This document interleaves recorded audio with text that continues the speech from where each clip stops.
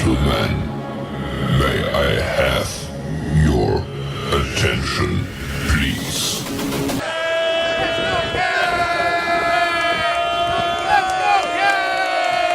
The show starts in 3, 2, 1, go. Good morning, CaneSport. It's December the 29th, 2023. I'm Gary Ferman, the publisher of CaneSport.com, joined once again by our managing editor, Matt Shodell, as we discuss the news of the day. And the news of the day is a continuation of the news of yesterday when the Miami Hurricanes were defeated by Rutgers in the Pinstripe Bowl. And Matt, a lot of emotions, obviously, whenever the Canes go out on the football field and play. I was very emotionally detached from that football game, quite honestly. I didn't have great expectations when you strip a football team of pretty much the greater majority of its best players. It's asking a lot when they go out to play anybody. And the bottom line is you had two basically 500 football teams at full strength playing in the Pinstripe Bowl. So definitely a watered down Miami Hurricanes team, no doubt about it.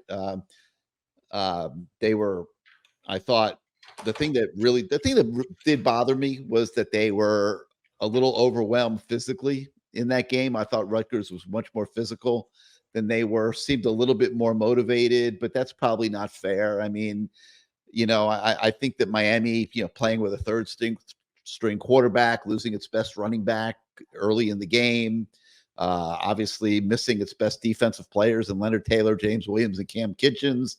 I don't think the want was missing there. I think the quality was missing there. And listen, it was what it was. And the bottom line, and I wrote this after the game, and I think it's going to be hard for everybody to reconcile a little bit, but there's a reality to this, that this Mario Cristobal reclamation project is literally just beginning. I mean, it is almost starting all over again when you factor in that 62 of the 85 players on the roster are going to be freshmen or sophomores going into next season. And there might be a little bit of obviously churn of the roster here in the transfer portal that might alter those numbers slightly. But Matt, when you have that many young players and that many unproven players that have yet to establish themselves, you're at the beginning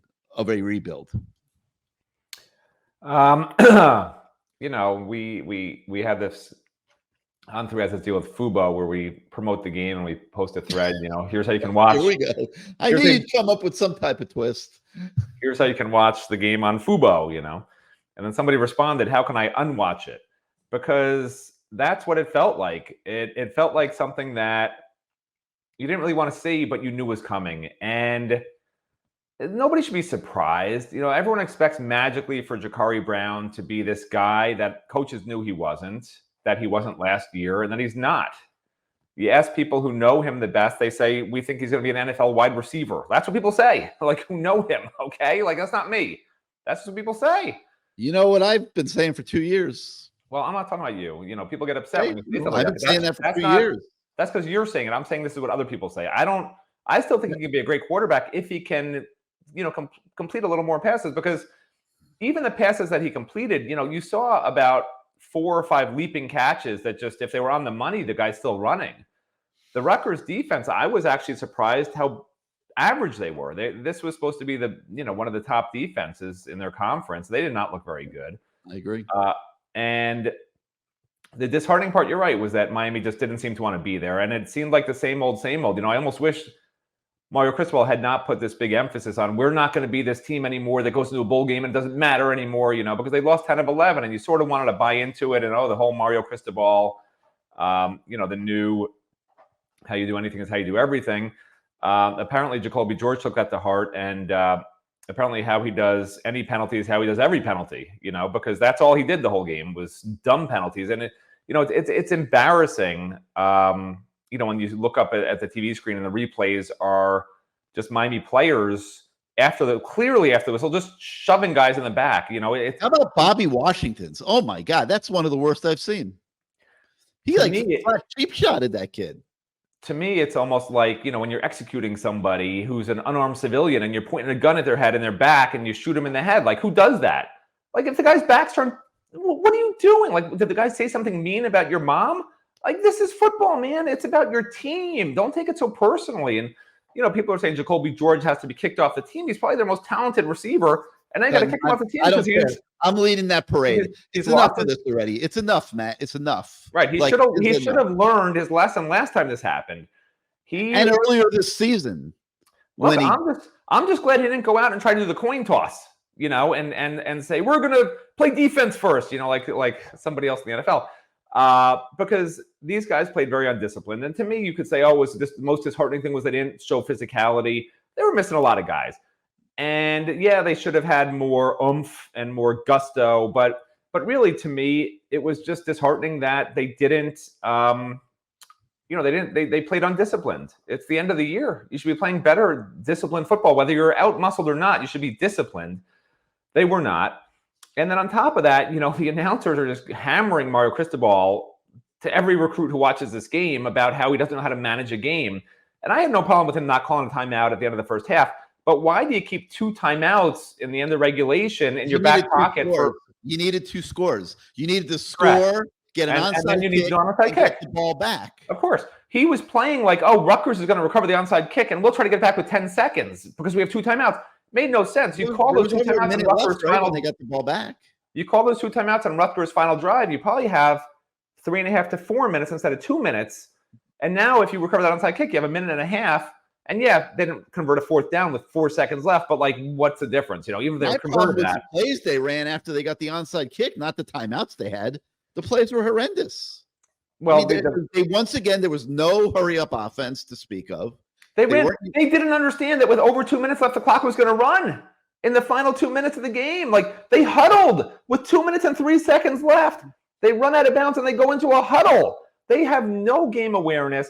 They have no clock management at the end of regulation. And this is what people have hammered Mario on forever. I don't know, Mario, if it is Mario, he should just be letting the coordinators call the timeouts, letting the coordinators do all this stuff. Because if it's Mario, it's Mario from FIU to Oregon to Miami. It's like Mario. Just let the coordinators do it. Like, they know what they're doing, man. And like, if this is a Mario problem with the clock management and with all this other stuff, he needs to just let it go out of his hands because he's not doing it right. Man, installing a hurry-up offense is the job of the offensive coordinator, okay? And I don't want to sound like I'm beating up. Well, they had a hurry-up offense. It's just they huddled with 2 minutes left, 2:03 left.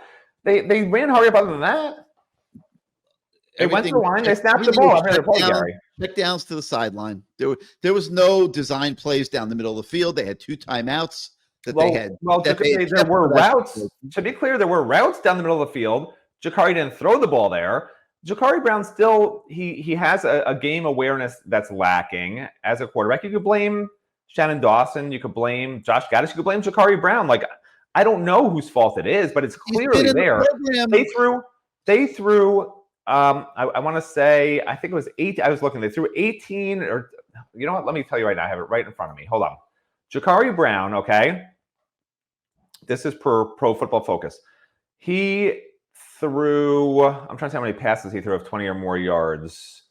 Of 9 or more yards. Okay, here it is. He wound up throwing 24 passes within the line of scrimmage and 8 passes longer than 9 yards. Do you understand? 8. The whole game, he threw 8 passes that in the air went more than 9 yards. And he threw 24 within 9 yards of the line of scrimmage.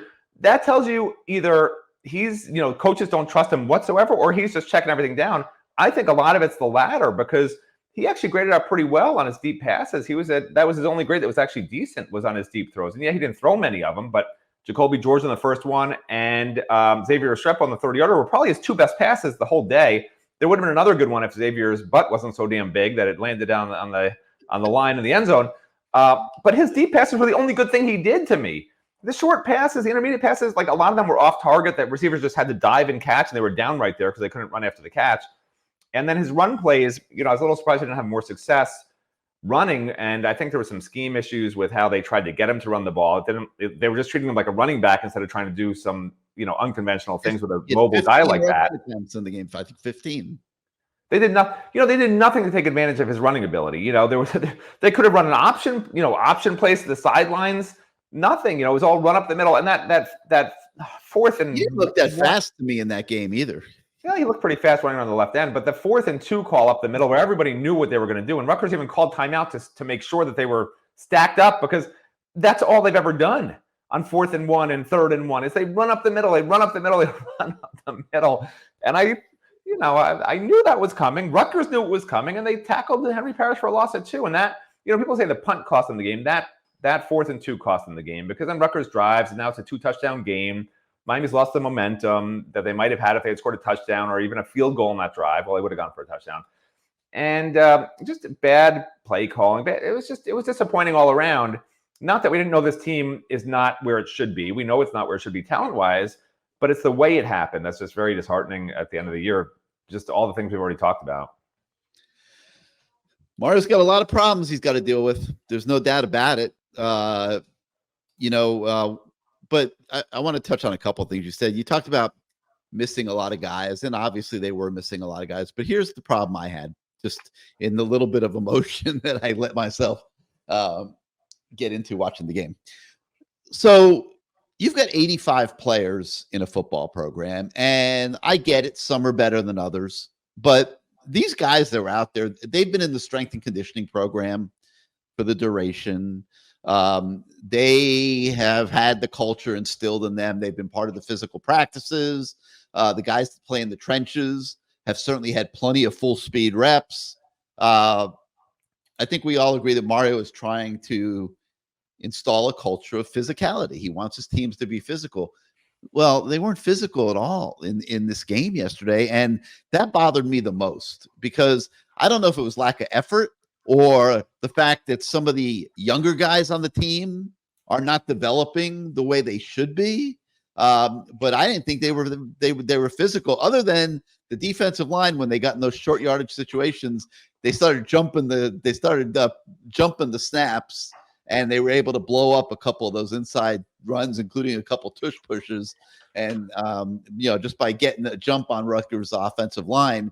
But then, of course, Rutgers took advantage of what they were doing, and they faked the tush push and flipped the ball backwards to the running back, who ran around the left edge on that one play. Brilliant play by their offense, no doubt about it. But so that did bother me a little bit. And then obviously the lack of discipline, which Mario talks about that so much that he obviously believes in it, and it's obviously coached. Be disciplined. Don't be selfish. Don't hurt your team with stupid penalties. We saw it a lot this year, Matt, not just in the Pinstripe Bowl. We saw it a lot during the regular season. We saw guys doing stupid stuff time after time after time. Jacoby George probably more than anybody on the team. And that bothers me a lot too, because that means they're not taking their coaching. Okay. And that, to me, is absolute cardinal sin. Like, if you're not taking your coaching and you're in a football program, you probably need to be sent to the transfer portal. And there will be a lot of guys sent to the transfer portal. I think we figured there have to be at least 9, right? Correct? To get down to the 85 limit based on where they are right now. That's if they don't add any more transfers, which they have to, and we'll talk about that here in a second. If they don't add any more transfers, they got to make 9 cuts. Okay, or guys got to choose to leave. And the signs are maybe that Brashard Smith has already made that decision. He did not travel with the team to the bowl game. We don't want to assume too much, but there's probably a chance that he is one of the guys going to the portal. But 9 guys got to go before you get down to 85. If you want to add more transfers, they're going to have to make more than 9 cuts. So we didn't get into that today. But we will be getting into this here. I guess we start today because we do have a story talking about the numbers and the challenges that are facing them in terms of roster management. But the obvious questions that generates is, who's going to the portal? And this stuff is going to have to happen pretty quickly, because I think the portal visitation period reopens, Matt, on, am I correct if I say January 3rd? Am I right? Is it 3rd or the 4th? Yeah. It's one of those two. But it's coming here pretty quickly, and everything's going to start happening fast. Classes at Miami for the next semester start, I believe, on the 16th of January. So between about the 3rd and the 16th, you got about a week and a half, 2-week period there where the transfer portal action is going to be insane. And but that said, to open up slots for transfers, Miami's going to have to make some cuts. And I don't know, Matt, if that's going to include young guys or not, like guys in their first or second years that maybe aren't doing the right things, maybe aren't working hard enough, maybe aren't developing the way they should. There's a lot of those. I mean, there's a lot of guys that didn't really contribute a whole heck of a lot this year, quite honestly. And a big issue will be, were they expected to? What is the level of expectation? These are the things that Mario Cristobal and his staff are going to have to sit there and go name by name by name and make decisions on all these kids. Do they get called in and told, listen, like, you're early in your career, but it does not look like you are going to be able to play football here based on what we've seen. You might be smart at this early stage of your career to find yourself a place to go play where you're going to be able to play. And we might see some of that, even though they're second-year players or third-year players, because they need spots. And this program, as it exists this morning, is not good enough. It is not good enough. We saw that in the Pinstripe Bowl with resounding fashion. That's what we could take away. Where this program is right now is not good enough. Now, you've got 27 freshmen and transfers so far that already signed to come into the program here in a couple weeks. So that 27 new faces hopefully is going to make the program better immediately. You got to remember that you took your best players out of the program, which hurts, and that's where you sit today. So this is going to be a really interesting time here coming up in the next few weeks, Matt. I mean, look, people are not going to like that I say this, but, I think if Mario Cristobal is being honest, Shannon Dawson might need to be replaced. I mean, this guy was a question mark coming in, okay, because he did okay at West Virginia, like way back when, which got him a job as Kentucky's coordinator. He was fired there after a bad year. Then he was the Southern Miss, lower level coordinator receivers coach for 3 years, which got him the job at Houston just as a tight ends coach, okay? And then he worked his way up there to become coordinator in 2021, where he inherited Tank Dell and Clayton Tune. And like, if you're at Houston and you're inheriting two guys who are NFL, I mean, you see what Tank Dell's doing in the NFL, right? And Clayton Tune already started a game, I think, this year in the NFL. He didn't do well, but I mean, those are NFL level players. And at Houston, if you have two guys like that on offense, it's not too hard to do really well. And that's all he did was throw to Tank Dell every freaking time. Now, when all of a sudden he has an offense where he doesn't have a Tank Dell and a Clayton Tune in it, and it's a little more even playing field, it seems to me like Shannon Dawson is really struggling to call plays that work, to put his players in the best position to make plays when they're not head and shoulders above the rest of the competition. And great coordinators are able to create that space that you need and just have the system in place where, when A happens, you do B. If B is covered, you do C. Like bang, bang, bang.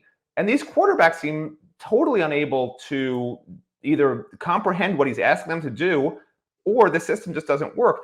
And, my concern is when Mario Cristobal hired Shannon Dawson, from what I've heard, I don't think Shannon Dawson was his first choice. Regardless of that, I think when you have someone like Shannon Dawson, who is a little bit weak coming in, because that's his resume. What I just told you is his resume from the last 10 years, basically, okay, 10 plus years. Not a great resume. So he comes in and Mario Cristobal basically is thinking, I know I have a good power run game. The defense is good. I'm just going to have a nice conservative offense and let's just win games on the ground and have the defense, help pave the way or whatever. And that's what this team did this year. But that's not Miami Hurricanes football. That's not how you get top recruits to come. And if Cam Ward was watching this game, if he's being honest with himself, if he was planning to come here, there's probably some second guessing now, because the play calling was atrocious for a guy like Jakari Brown, who has mobility, who can do different things. It's just not a good situation with Shannon Dawson right now. I don't know what Mario does with this, because you don't want to keep bringing in coordinators every single year. on offense. This would be this if he replaces Shannon Dawson as his third coordinator in 3 years. Like that's not a way to succeed. My guess is Mario will just try another year with Shannon Dawson and hope it works. I'm just not sure it's the right thing to do. I don't know what you do, but that's my biggest concern. Like I'm happy with the talent. I think the talent on offense is going to be good enough with the top transfer quarterback, hopefully Cam Ward still. And I think the talent on defense will be good enough because when you look at next year's schedule, it's easy, man. Florida's terrible. They lost their last 5 games. The only really good team on the entire schedule next year is FSU, and you have them at home, and FSU is going to be worse than it was this year. Like, there's no reason Miami won't win 10 games talent-wise, but we've been saying that for so many years. Tackles so bad. I mean, they need defensive tackles. They need another starting defensive end. You're hoping Mesidor can come back, but you don't really know. He's been hurt now 2 years in a row. I mean, I don't know, man. They need so much. I think we got to see what this team looks like. Me personally, I'm not ready to throw out any opinions about next year, but some people are. I got this email last night, and I'm not going to say who it came from, but it's from a fan. And he sent me an email. He said, Cristobal's now 12-13 at Miami. He's atrocious. You are what your record says you are. I bet you're going to be like the Nazi propagandists on Fox News and try to spin nonsense. Only a fool, and apparently there are a whole lot of fools who follow the Hurricanes, would say Cristobal isn't dumb as a rock.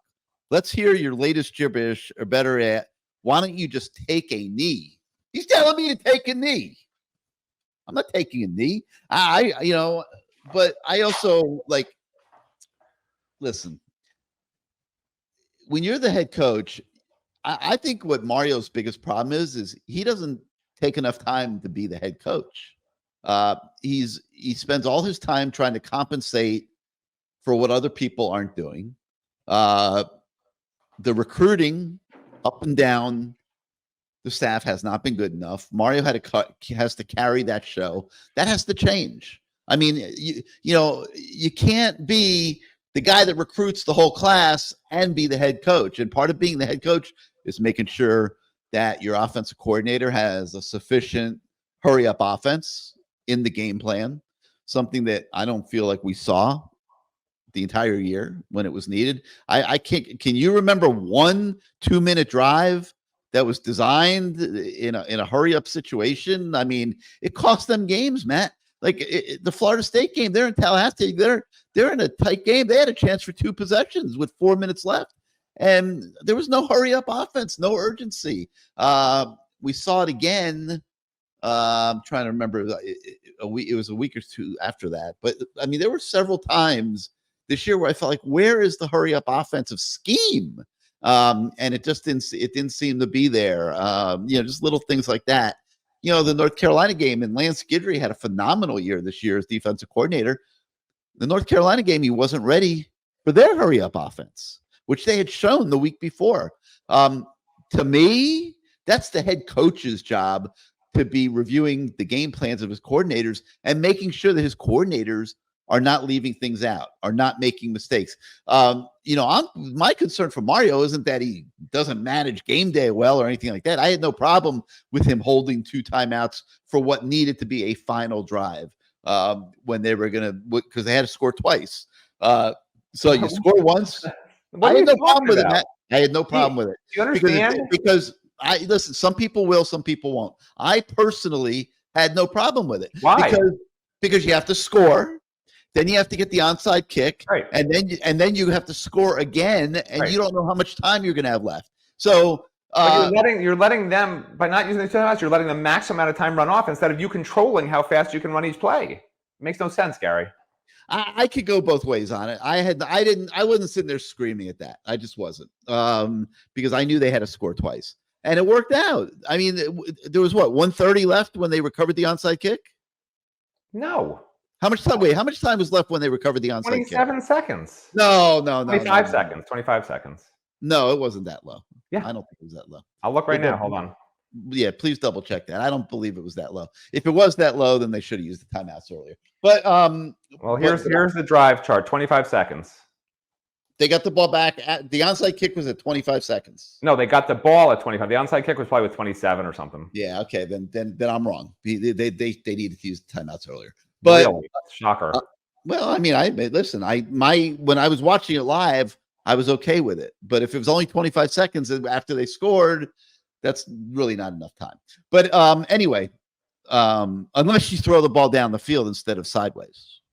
I'll qualify my saying I'm wrong. Like if you hit a pass down the field for 20, 25 yards, and now you're at their 20-yard line. It's a mathematical equation. You're losing time by letting them run 40 seconds versus you taking 5 or 10 seconds and running a play or downing it. I don't know what you're talking about. 25 seconds and 2 timeouts. It's just math. Do you want to maximize the time you have left down 2 scores or not? Do you want to maximize? You can run 4 plays in those 25 seconds, but you better throw the damn ball vertically and need the timeouts. I'm not sure they ever needed one of the timeouts. I mean, it was crazy the plays they were running in that situation. They didn't give themselves a chance to score the tying touchdown. But anyway, listen, we're splitting hairs about all this stuff. I mean, the bottom line is the program needs to get better. And to me, that means they have to free up spots.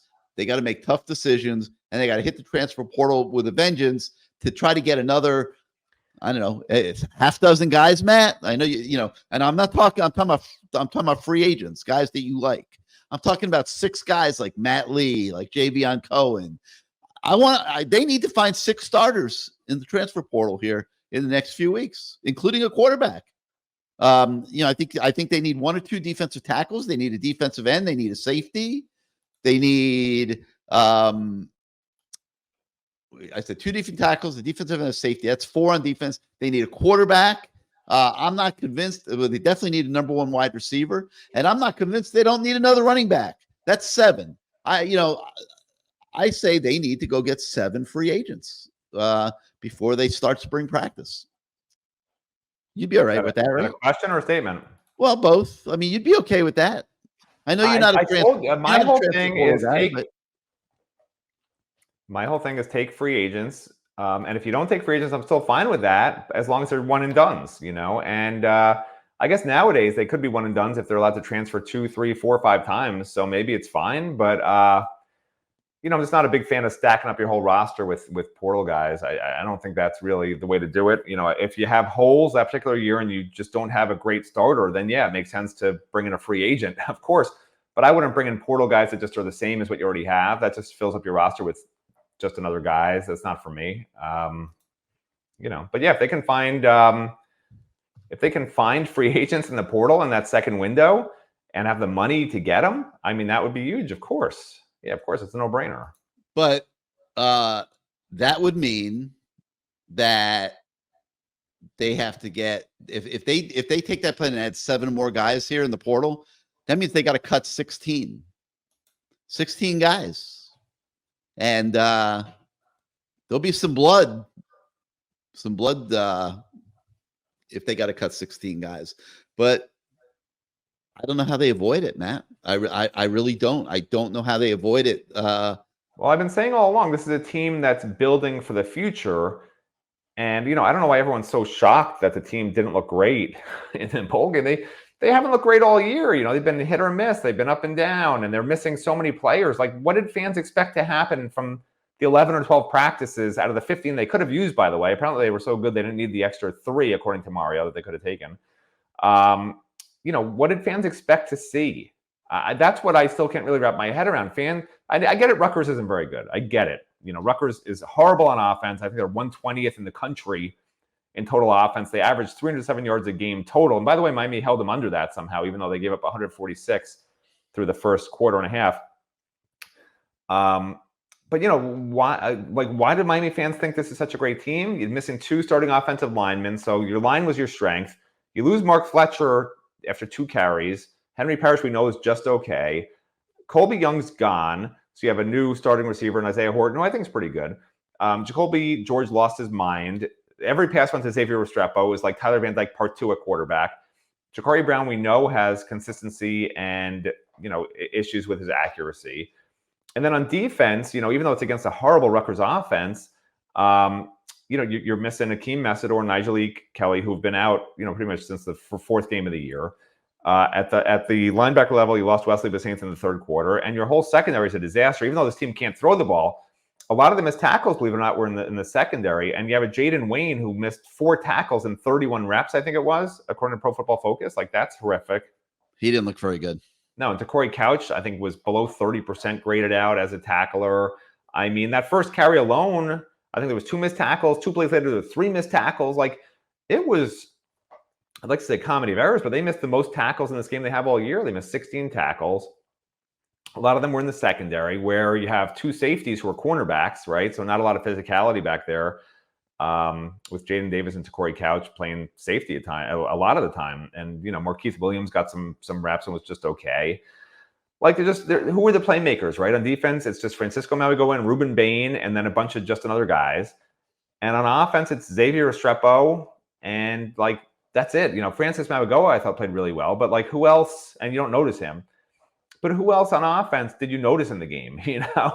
So you had 4 guys on the whole team that seemed like they were pretty good at a 22. Out of 22 guys. Who I know? Ratio. Well, I noticed Ruben Bain, obviously, but on defense. But you know who else I know? Who the one guy on defense I did notice? KJ Cloyd. No, Markeith Williams, man. Markeith Williams was out there making some plays. Yeah, I don't know what he graded, but he was trying. He was making. KJ Cloyd actually graded out really well, but let me take a look here. Hold on. KJ Cloyd graded out at the highest on the whole team, 81.7, 34 reps. And your boy Markeith, 62.7 and 28 reps. So hit or miss. He flashed me a little bit. I mean, I'm not ready to say. Look, they all had a couple of good plays. They all had a couple of horrendous plays. I mean, the guy who I thought played the worst, just from the plays that I noticed, was Jacob Lichtenstein. I mean, there was a horrible play on defense where he was totally out of the gap on a touchdown, I think it was, or a long run. And then he gave up the punt block. And then he gave up the punt. And he still got a 66.1 grade in 17 reps. So, Pro Football Focus doesn't catch them all, but yeah, there was just a lot of problems for various players. And 75% of the team right now, if the roster remains the same, you don't get rid of any freshmen or sophomores, 75% of the team is going to be freshmen and sophomores at the start of the fall season. That's a really, really young team. And, that's how you build. Like, that's what I've been saying to do, is just go with the young guys, because it's nice to have a Francisco Mauigoa, but aside from Francisco Mauigoa, who are you noticing that's an older transfer that you're like, that's they great? Can't go with just the young guys next year. They can't. It's year 3. This is year 3 of Mario. Yeah. He's got to start winning. That's what I'm trying to say. So 75% of your roster is your young guys. I'm saying don't get rid of any of them, because you don't know what they're going to become. So the other 25%, you got to have older guys that matter. And if they don't matter, get rid of them and bring in free agents. Like, they got to get some age balance. That's what I'm trying to say, because that 25% will get you through next year, but you need all those young guys for the future. You can't jettison 5 to 10 freshmen and sophomores because you want older guys and balance. Unless they're hopeless, unless they're flat mistakes, they're not going to play. Well, yeah. And you're doing them a favor by telling them early in their career. And what is Mario doing taking them in the first place? What's Alonzo Highsmith doing? Because they just took him a year or 2 ago. How bad an evaluation can it be that a year later they're like, "Oh, we're giving up on you"? Yeah. That would be pathetic. So I'm hoping that the older guys are gone. I don't know what the evaluation protocol exactly is in the program. I know, Alonzo is involved in it, but if I'm Mario Cristobal, this is the first thing I'm looking at, because they're not getting good enough players. And I would tap into Alonzo's network from all his years in the NFL. He knows every scout in the National Football League. And I would go, that's where I would invest some money. And I would get about 6 of those guys to come work for Miami. And I would create an NFL scouting department in the Schwartz Center. Well, and you're hitting on a great point, Gary, because people do not want to work for Mario, because Mario's work ethic doesn't match the rest of the world's. And until he recognizes that, hey, I've got to take the breaks off sometimes and let these guys enjoy their families and have an actual life, because Mario does not. He doesn't understand people that do. People aren't going to be like jumping to come to Mario unless he's paying a lot more than everyone else. And like, he's got to, at some point, he's got to be able to build what you just said. But to draw high quality NFL people to Miami, they're not going to just do a move, for even a little bit more money to lose their entire lives, which is what Mario demands of his staff and his players, for that matter. I would have them working for Alonzo. It's a new era. That's what I would do. 20 years ago, Mario's work ethic and the way he ran things, it would work. But in the modern era of who people are, and how people work, and the work ethic now is just different. The priorities now in this world are different.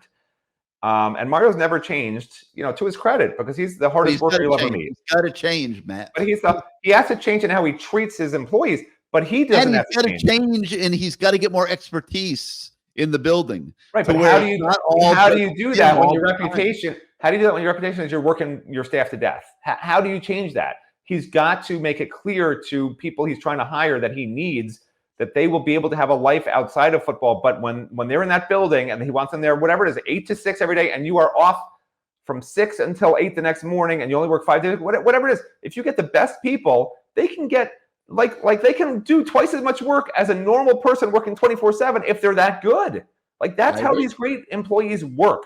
When they're at work and they're doing great work instead of average work for 24/7. I'm going to take great work for 8 to 10 hours a day over average work for 24 hours a day.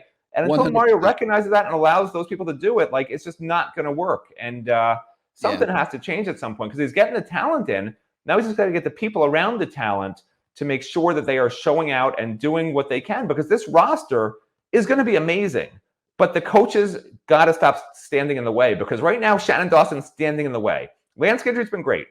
And I think Mario Cristobal is standing in the way a little bit. And it's a problem with his game day coaching and how he seems to be imposing his will on the offense and God knows what else, micromanaging things that he needs to get out of at some point. I have a problem with that, though. Like, number one, he's the head coach. He's supposed to have input in the offense.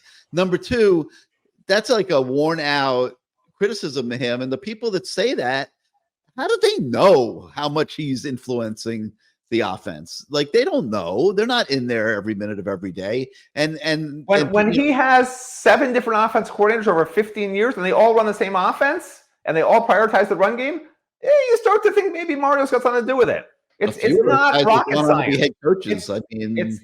It's scientific method. If you actually wanted to prove the theorem and wrote a whole thing and did a thesis, I think the top scientist in the world, Albert Einstein, if we could resurrect him, would say with 99.9% certainty, Mario Cristobal's influencing the offense. That's just that's my guess. That would be my theorem heading into it.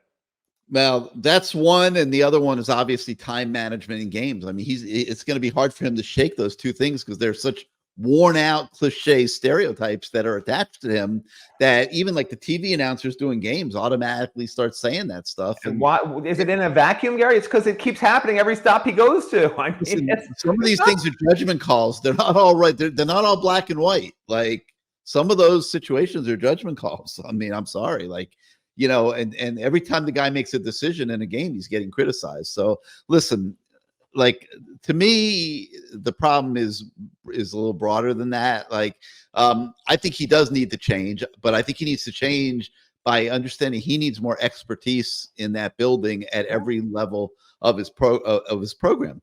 Like when you're playing, I think it was you say that, Gary. I'm trying to say how you get that. Do you understand the difference? You have to. He's wanted it ever since he got here. Yeah. I mean.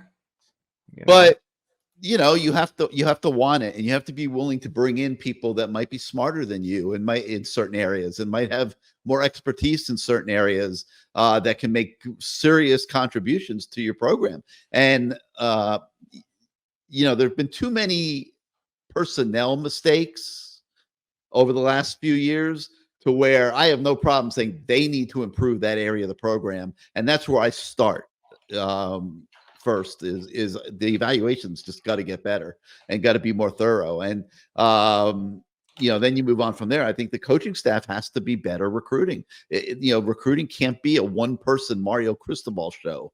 Like, this isn't FIU where that might have worked. Like, you're recruiting at a way higher level against way too many legitimate competitors for all these top kids. And the staff has got to do a better job. I mean, they flat lost the one generational player in this year's recruiting class because the assistant coach from Ohio State did a better job recruiting a receiver from South Florida than Miami did. And I'm not blaming Kevin Beard. Kevin Beard tried to come from behind and did a great job. They almost got him and Kevin Beard played a big role in that. But that was Josh Gaddis the year before who was dropping the ball on the recruitment of Jeremiah Smith. And how was that? How can that happen? Like how was that able to happen? That's what I wrestle with. He's obviously gone, but that's the type of things that just flat cannot happen. And that is one of the challenges that Mario has. He has to tighten up the entire thing and understand that he can't do the whole thing himself like he's trying to, and also be an effective head coach. In my opinion, it's too much. Yeah, I mean, it's too big for even Super Mario. I mean, who works harder than anybody I've ever seen in my life. I mean, it's just too grandiose of a task. So we'll see what happens. But as we move forward here, our challenge is going to be figuring out numbers, and we start today with a story about numbers. You'll see it on the website. And that'll be like a primer for you. And we will be expanding on that in the days forward. We got to try to figure out who is going to get cut. What guys will be told you can't come back next year. It is a two-way street now in college football. Guys could go to the portal. Guys could be sent to the portal. We'll see that. Then we got to figure out transfers. What transfer portal guys might Miami want? And don't think they're all already there, by the way, because there's guys on teams right now that are putting out feelers through their high school coaches, things like that, who might not be totally thrilled where they are. As these bowl games are wrapping up and more every day are wrapping up, you're going to see more and more guys going into the portal, and that pool of players for next year is going to expand. And like I said earlier, I think they need at least seven starters in the portal for next year to supplement the young talent that they have on the roster as they develop that. But they got to get some age and seasoning into this team, or next year could be tough, even with what we think is a very favorable schedule. So, Matt, before we go this morning, any other parting thoughts? I don't think so. I mean, my kids got to go to Busan during the game, so happy for them. They got to have new restaurant in Coral Gables, French place, black truffles and whatever else on their pasta. Yeah, they didn't bring you any. They didn't bring you any food. They bought me some bread. That was about it. And then tonight I think they go to this hot new French restaurant, and they didn't bring you any onion soup. They didn't bring you. No. But I'm going to Runway 84 tonight, and I'm going to order for them in advance and make sure they get nothing good. And I'm going to get all the good stuff. Just give them. Just give them a little pasta. You get all the good That's stuff. all they get. They don't get pasta. Spot, Runway 84. They're going to get like the kids chicken tenders or something. There you go. Yeah, that'll be good. That'll be sufficient payback.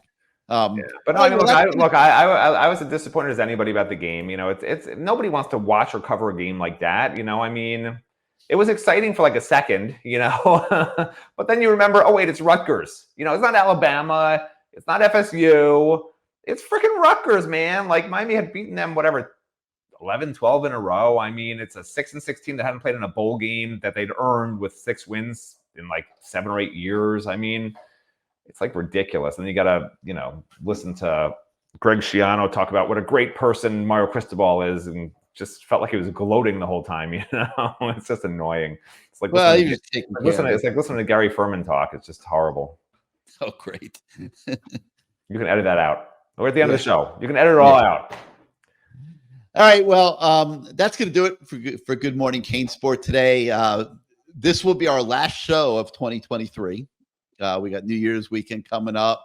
The guys are bouncing around on taking vacations and stuff. But we'll obviously have this show back in 2024. And we thank all of you guys for starting out your mornings with us. And, it's become a fun thing. And listen, it's going to be tough. A lot of work ahead, but hopefully they recognize where there's deficiencies in the program, and they start attacking them. And I think they will. I think they'll start attacking them as soon as today. And, Mario's always the first to say that he looks at things honestly and with reality. And I trust him on that. I think he knows that some things are just not, even after 2 years of beating his head and trying as hard as he can be to make everything perfect. Everything's not perfect. And, so hopefully they will figure all that stuff out as they move forward. So if you're on YouTube right now and you like this show, like our channel, hit your subscribe and like buttons. It helps us with the algorithms at YouTube and growing our audience. If you're not yet a subscriber to CaneSport.com, please come join us for 2024. Going to be a very interesting year. These next several weeks are going to be extremely interesting as well. In addition to obviously recruiting and the portal, we've got Azubi heading up to the Under Armour game to talk to some of the guys just signed with Miami. Steven's going to be out in San Antonio at the All-American game. So we'll have lots of stuff coming to you guys from all these new Miami signees that are at the All-Star games as well. So a lot going on here at CaneSport.com. We wish all of you guys out there a very happy new year. Be safe. And we will see you guys in 2024 ready to rock and roll. So have a great day, everybody.